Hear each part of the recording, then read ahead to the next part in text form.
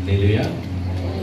આ મીટિંગનો શરૂઆત માટે અમે ગણપતિને શું કહેવાય લાઇટનિંગ એ જો દીવા કરીએ, હા, સળગાવીને દીવા કરીએ. ઓકે, સો જેવી રીતે પેલો ગણપતિમાં લાઇટ અમે દેખાય છે એવું મારા જીવન પણ હોવું જોઈએ. સર્વ પ્રાર્થના કરીએ. સર્વશક્તિમાન પરમેશ્વર સુંદર સમય માટે અમે પરમાની સ્તુતિ કરીએ છીએ. પ્રભુ, આજના આ મીટિંગને તમે આશીર્વાદ કર્યો છે એટલે મેં પરમાની આ મીટિંગની શરૂઆત માટે મેં પ્રભુ જો લાઇટનિંગ કરવાનું છે તેમાં પ્રભુ તમારા તમારી દયા હોવા દો અને અમારા જીવન પણ એવું પ્રભુ એક પ્રકાશિત થવા તમે કરો અને મને વિનંતી ઉદ્ધાર કરતા પ્રભુ ઈસુ મસીહનું નામ માંગીએ છીએ. पिता पुत्र और पवित्र आत्मा का नाम से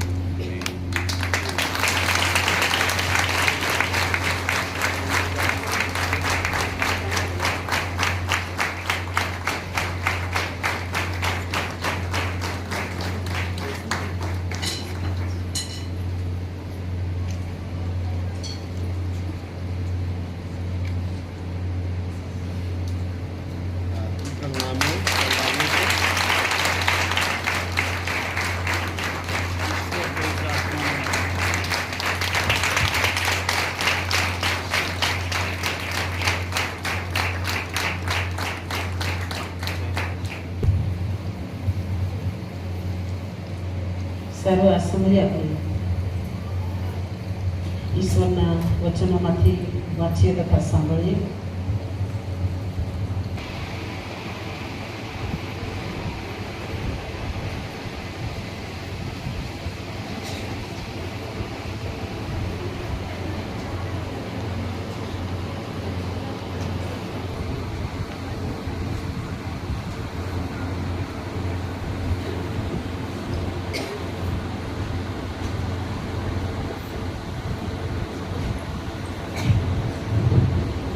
બાર કલમ આપણે વાંચીશું. કેમ કે આજ દાઉદના શહેરમાં તમારે સારું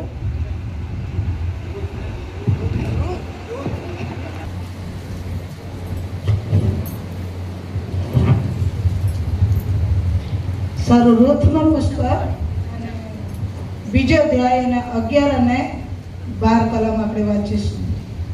ચલાવી છે ને તારા મા બાપને તથા તારી જન્મભૂમિને છોડીને જે લોકોને તું આજ સુધી જાણતી નહોતી તેઓમાં તું કેવી રીતે રહેવા આવી છે તે સર્વની મને સંપૂર્ણ માહિતી મળી છે.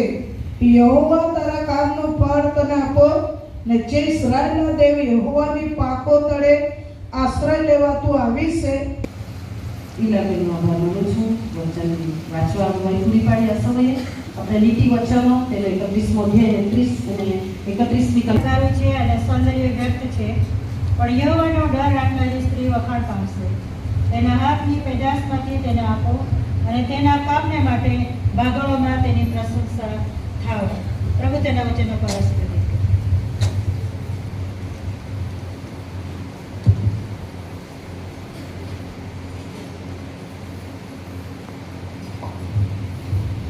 સારું, દેવરાની લીનાબેનનો આભાર માનું છું. વચમાં હું છું. દેવની ઉપસ્થિતિ, ત્રિએક પરમેશ્વરની ઉપસ્થિતિ આપણી વચમાં છે અને એના માટે આપણે ઈશ્વર પિતાનો આભાર માનીએ છીએ.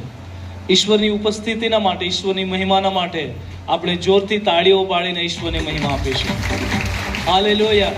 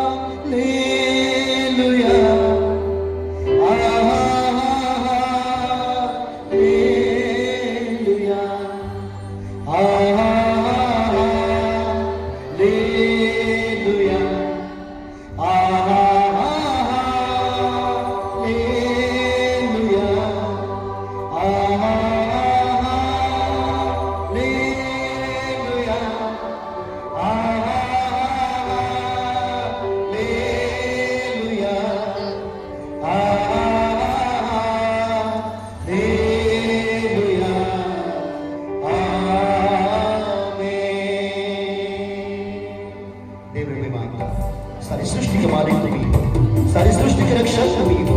करते ही तो उसको शादा बना, गाते हैं तेरे ही गुणगान। लेकिन પોતાના હાથો ઊંચા કરે, આવ આપણે દેવને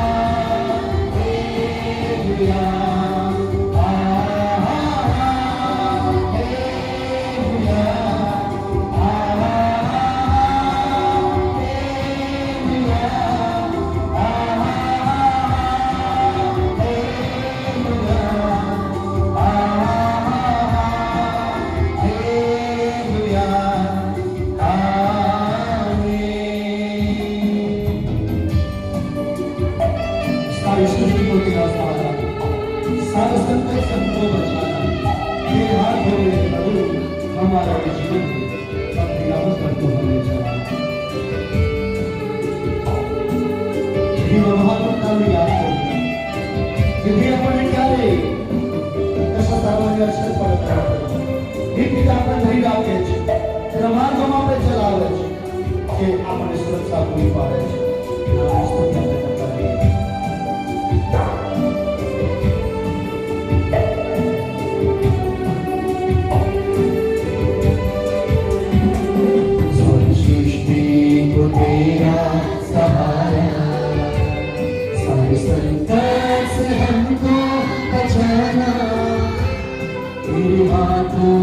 जीवन हमारा अपनी राहों पर हमको चलाना, सारी सृष्टि को तेरा सहारा, सारे संकट से हमको बचाना, तेरे हाथों में जीवन हमारा है, अपनी राहों पर हमको चलाना।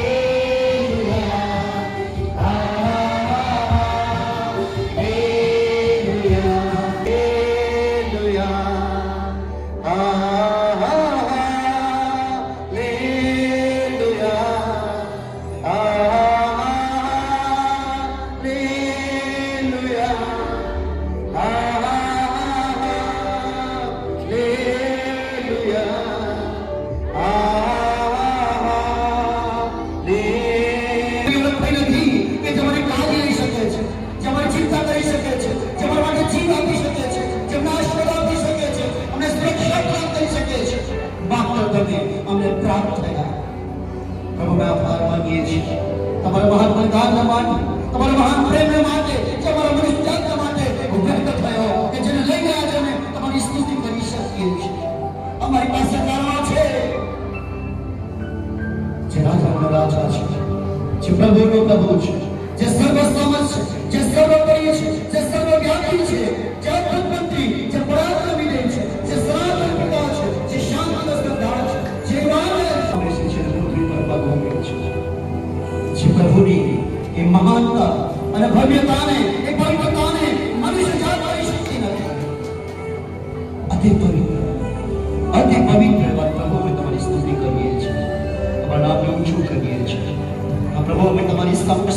અમારી ઘૂંટણને નમાવીએ છીએ, અમારી ઘૂંટણને ટેકીએ છીએ, અમારી માથું નમાવીએ છીએ, અમારો હોઠો તમારા માટે ઉઘાડા થાય છે. મહિમાના માટે, માનવા માટે, સ્તુતિના માટે, પ્રશંસાના માટે. સ્તુતિના નામ, મહિમાના પ્રશંસા મહિમાના બિરાજમાન પ્રભુ, અમે તમારી સ્તુતિ કરીએ છીએ. મારી આરાધના અર્પણ સર્વશક્તિમાન અમારા જીવિત પરમેશ્વર પ્રભુ છે, આભાર માનીએ છીએ પ્રભુ યેસુ, આ દિવસ તે તમારા મહિમાને માટે પ્રભુ તમે અમને આપ્યો છે. પ્રભુ દરેકને પ્રભુ યેસુ તમારા ચરણોમાં એકઠા કર્યા છે. પ્રભુ અમે આભાર માનીએ છીએ આ સુંદર સંગતિને માટે. પ્રભુ યેસુ આજે પ્રભુ તારી પવિત્ર સહાયતાને માટે પ્રભુ અમે તારી પાસે માંગીએ છીએ. પ્રભુ તારી સહાયતા વગર અમે કશું નથી. આવેલા બેઠેલા ઓ દરેક આ પ્રભુ વાલાઓને પ્રભુ તારા પવિત્ર આત્માના સામર્થ્ય તમે વેષ્ટિત કરો રાજા. પ્રભુ યેસુ વચન પવિત્ર છે, સત્ય છે, ભવ્ય વચન છે. પ્રભુ યેસુ આજ દાસના મુખે રહીને તારા પવિત્ર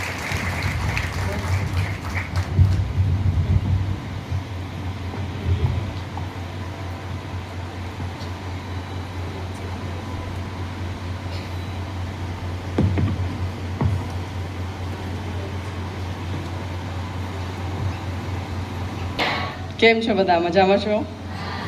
પ્રભુના આભાર માનીએ છીએ આજના દિવસને માટે કે તેમણે તેમની કૃપા આપણા પર વરસાવી અને આજે બહેનો તરીકે એકત્ર થવાનો જે સમય પ્રભુએ આપણને આપ્યો, જે તક પ્રભુએ આપી માટે ઈશ્વરના વતી જે મને વિશેષ બહેનોની સભા માટે વચન આપવાને માટે મને યોગ્ય ગણીને જે આમંત્રણ આપવામાં આવ્યું, એ આમંત્રણને માટે હું વિશેષ આભાર માનું છું. બિશપ સાહેબ, તેમના ધર્મપત્ની અને પ્રત્યેક પાળક સાહેબો, મિશનરીઓ અને આવેલ પ્રત્યેક બહેનો તમામનો હું આભાર માનું છું. સભા હોય અને બહેનો વિશે વચન લાવવાનું હોય ત્યારે બહુ શું કહેવાય કે કોઈ સબ્જેક્ટ છે તો હું એના પર તૈયારી કરું. અને વિનાબેને મને કીધું કે અમારી PCI જે ચર્ચ છે એની વિમન્સ ફેલોશિપનું આ વર્ષનું જે થીમ છે એ નીતિવચન 31 અને 30 મોડે આવે છે. કોઈને વચન કયું છે? સાથે બોલીશું. લાવણ્ય ખગારું છે અને સૌંદર્ય વ્યર્થ છે, પણ યહોવાનો ડર રાખનાર સ્ત્રી વખાણ પામશે. અને સુંદરતા એ સ્ત્રીની સાથે જોડાયેલી છે. હંમેશા સ્ત્રી એ શબ્દ જ્યારે મગજમાં આવે છે એક સ્ત્રીની સાથે જોડાયેલી છે. પણ બાઇબલ એમ કહે છે કે સુંદર લાવણ્ય, બરાબર? હિન્દીમાં જે વચન છે, હિન્દી જે ટ્રાન્સલેશન છે તેમ કહે છે કે શોભા તો झूठी है और सुंदरता છે. તો ઈશ્વરે જ્યારે સ્ત્રીને બનાવી છે, ઈશ્વરે જ્યારે સ્ત્રીને પોતાના હાથોથી એને આકાર આપ્યો છે, તો શું એ સુંદરતા ઈશ્વર તરફથી આપવામાં આવેલી સુંદરતા એ સ્ત્રીને માટે યોગ્ય નથી? આ વચન જ્યારે આપણે સાંભળે છે ત્યારે કે સુંદરતા વ્યર્થ છે. ના, વચન આપણને એમ કહે છે કે લાવણ્ય ઠગારું છે. એનો મતલબ એમ હરીફાઈ ચાલી રહી છે, સુંદરતાને માટે જાત જાતની પ્રયત્નો કરવામાં આવે છે. એ જમાનામાં આપણે જીવન જીવી રહ્યા છીએ. મમ્મી પપ્પા તરફથી એક વારસો આપણને આપવામાં આવ્યો છે, આપણા પૂર્વજો તરફથી એક વારસો આપવામાં આવ્યો છે. તેઓ જેવા હતા એવા આપણે છીએ. આપણી ચામડી, આપણી આંખો કરી રહ્યા છે. ત્યારે આ વચન આપણને શીખવાડે છે કે જે સુંદરતા તરફ કદાચ આપણે દોડી રહ્યા છે, એને જે બદલવાની કોશિશ કરી રહ્યા છે, એને વધારે પેલું કરવાની આપણે કોશિશ કરી રહ્યા છે, પ્રભુ કહે છે કે તમે તમારી જાતને સ્વીકારો. હાલેલુયા. જેવા છે તેવા રીતે બનાવી. મારી આંખો આવી છે એ પ્રભુની ઈચ્છા છે, મારા કાન આવા છે એ પ્રભુની ઈચ્છા છે, મારો ચહેરો કેવો દેખાય છે ઈશ્વરની ઈચ્છા છે. કારણ કે ઈશ્વરે અને કેટલાક લોકો આ બાબત સમજી શકતા નથી, માટે આ વચન શીખવાડે છે કે સૌંદર્ય પોતાની જાતને ન સ્વીકારતા સૌંદર્યની પાછળ દોડવાનું આ જગત આપણને શીખવાડે છે અને ત્યારે આ વચન આપણને યાદ હતી. ભ્રામક છે, અંગ્રેજીમાં શબ્દ લખવામાં છે ડિસેપ્ટિવ, છેતરનારું છે. એ રિયલ નથી. રિયલ કોણ છે? રિયલ હું છું કે જેને ઈશ્વરે પોતાના હાથોથી બનાવ્યું છે. હાલેલુયા. રિયલ હું છું કે જેને ઈશ્વરે સ્વીકારવાનું છે. સ્ત્રી હંમેશા શું કરે છે ખબર? પોતાની પાસે જે છે ને એ નથી જોતી, બીજાની પાસે બીજાની સાડી જો જોઈ ને તો મને એ જોઈશે. આ સ્ત્રીનો સ્વભાવ છે. સ્ત્રીએ હંમેશા બીજાના જેવું દેખાવું છે અને એ કોમ્પિટિશનમાં આ સમય પસાર છો. તમારી પાસે જે છે તમે યોગ્ય જગ્યાએ છો અને પ્રભુની યોજના અને ઈચ્છામાં તમે છો. હાલેલુયા. પણ દરેક વ્યક્તિ સુંદર છે ઈશ્વરની નજરમાં. પણ જો તમે પોતાની જાતને એમ માનો છો કે હું સુંદર નથી, તો મારે અને તમારે આજે વિચાર કરવાની જરૂર છે.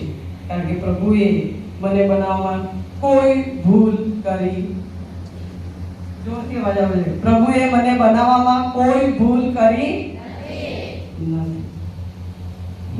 મને યોગ્ય રીતે બનાવવામાં આવી છે અને યોગ્ય કાર્ય માટે બનાવવામાં આવી છે. હાલેલુયા.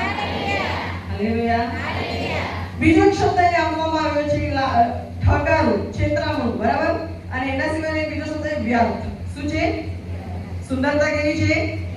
વ્યર્થ. અને અંગ્રેજીમાં એના માટે શબ્દ આપવામાં છે ફ્લીટિંગ. એ શબ્દનો થાય છે ક્ષણિક. કેવું? ક્ષણિક. કેવું?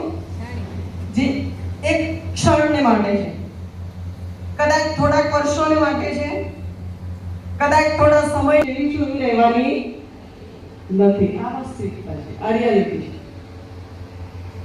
અને ઘણી બધી સ્ત્રીઓ આ રિયાલિટીને ભૂલી ગયા અને એની પાછી ક્ષણિક. કેવી છે? ક્ષણિક.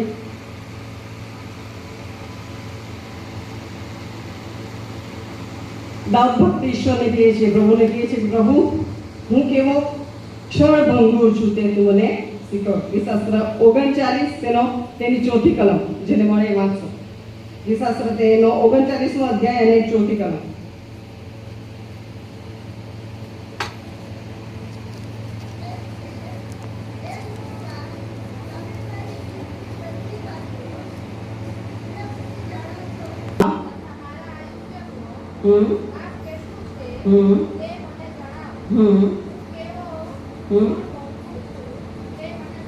હાલેલુયા.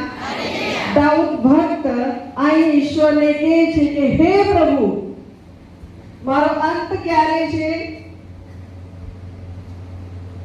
હું ક્યારે નાશ પામીશ? અને મારું આયુષ્યનું માપ કેટલું છે? અને હું કેવો ક્ષણભંગુર છું? હું કેટલી ક્ષણને માટે જીવું છું? કઈ ક્ષણે હું ભાંગી શકું છું? તે મને સમજા. તે મને શું કર? છે તે તું સમજી જા. આ વચનો જ્યારે આપણે વાંચીએ છીએ અને ત્યાં 31મો અધ્યાય નીતિવચન તેનો 31મો અધ્યાય અને પહેલી કલમ જો તમે વાંચો ત્યાં લખવામાં આવ્યું છે કે લમુએલ રાજાની માએ જે દેવાને તેને શીખવી તે હતી તે આ છે. કેટલાક સ્કોલરો કહે છે કે આ લમુએલ રાજા એ સુલેમાન રાજા છે. અને કેટલાક એમ પણ કહે છે બીજા રાજાના નામનો પણ ઉલ્લેખ કરવામાં આવે છે. પણ આપણે માનીએ કે આ સુલેમાન રાજા છે. એની માં બેથશેબા જ્યારે આ ઈશ્વર તરફની વાણી કહી રહી છે ત્યારે સુલેમાન રાજા તે લખે છે કે સૌંદર્ય શું છે? લાવણ્ય કેવું છે? ઠગારું છે. સૌંદર્ય શું છે? વ્યર્થ છે, ક્ષણિક છે. આ વચન આ જે શબ્દો લખી રહ્યો છે ત્યારે એની પાસે અનુભવ છે. એની 700 કે જો હું ભ્રમમાં ચાલું છું ને, તમારે ભ્રમમાંથી બહાર નીકળવાનું છે.